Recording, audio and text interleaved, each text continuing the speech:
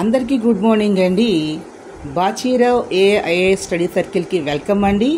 ఈరోజు current affairs తీసుకుంటే భారతదేశంలోని అసంఘటిత రంగంలో కార్మికుల సంఖ్యను గుర్తించేందుకు కేంద్రం అనేది ఈ శ్రమ్ పోర్టల్ అనేది తెచ్చింది. దీని ఉద్దేశం ఏమిటి అంటే దీంట్లో నమోదు చేసుకున్న వాళ్ళు ఎవరైతే నమోదు చేసుకుంటారో వారందరికీ కూడా సామాజిక భద్రత ప్రభుత్వ సంక్షేమ పథకాలు ఏదైతే వారికి అందించడం కోసం, అర్హులైన వారికి అందించడం కోసం అని చెప్పి దీని ద్వారా లబ్ధి పొందుతున్నటువంటి వారి వివరాలు మనం తీసుకున్నట్లయితే 1 నేషన్ 1 రేషన్ కార్డ్ 23.88 కోట్ల మంది తీసుకున్నట్లయితే దాంట్లో లబ్ధి పొందినటువంటి వారు ఏబిపిఎంజేఏవైలో 15.10 కోట్లు, పీఎం సురక్ష బీమా యోజన 8.45 కోట్లు, ఉపాధి హామీ పథకం నరేగా 6.13 కోట్లు, పీఎం కిసాన్ సమ్మాన్ నిధి 3.92 కోట్లు, పీఎం జీవన్ జ్యోతి బీమా యోజన 2.25 కోట్లు, పీఎం ఆవాస్ యోజన గ్రామీణ 0.97 కోట్లు, పీఎం స్వనిధి 0.32 కోట్లు, పీఎం మాతృవందన యోజన 0.31 కోట్లు, పీఎం ఆవాస్ యోజన అర్బన్ 0.24 కోట్లుగా ఉంటే అత్యధికంగా 1 నేషన్ 1 రేషన్ కార్డ్ 23.88 మంది కోట్లు ఉంటే అత్యధికంగా ఏబిపిఎంజేఏవై 15.10గా, అతి తక్కువగా పీఎం ఆవాస్ యోజన అర్బన్ 0.24గా తీసుకొని ఫస్ట్ అసెండింగ్ ఆర్డర్లో ఉన్న ఫస్ట్ 4 తీసుకొని డిసెండింగ్ ఆర్డర్లో కింద 4 కూడా క్వశ్చన్ చేస్తారు కాబట్టి గుర్తుపెట్టుకోండి.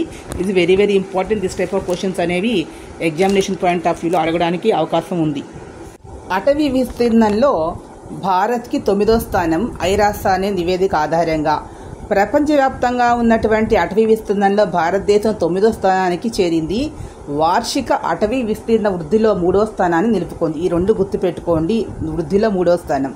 గ్లోబల్ ఫారెస్ట్ రిసోర్స్ అసెస్మెంట్ నివేదిక 2025 ఆధారంగా ఈ రిపోర్ట్ ఇచ్చారు. గత సంవత్సరం 10వ స్థానంలో ఉన్నటువంటి భారతదేశం ఈసారి 9వ స్థానానికి వచ్చింది.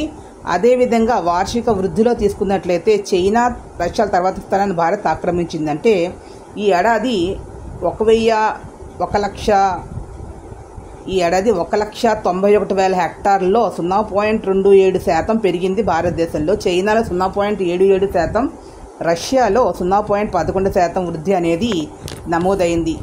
భారతదేశం పెద్ద ఎత్తున అడవుల పెంపకం, అటవీ సంరక్షణ ప్రయత్నాలను చేసింది. అదేవిధంగా అటవీ నిర్వహణ, పర్యావరణ పరిరక్షణ భారతదేశం అనేది 10వ స్థానం 9వ స్థానానికి రావడం అనేది ఒక పెద్ద ఘన విజయము. సుస్థిర అటవీ నిర్వహణ, పర్యావరణ సమతుల్యానికి భారతదేశం కట్టుబడి ఉంది అనే దానికి గణాంకాలే నిదర్శనం అని కేంద్ర పర్యావరణ శాఖ తెలియజేసింది.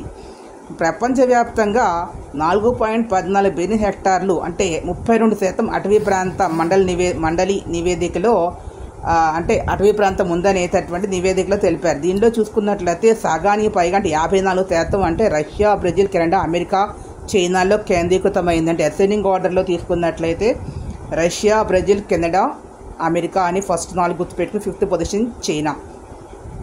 ఆస్ట్రేలియా, లియా, కాంగో, ఇండోనేషియాలు తర్వాతి స్థానంలో ఉన్నాయి.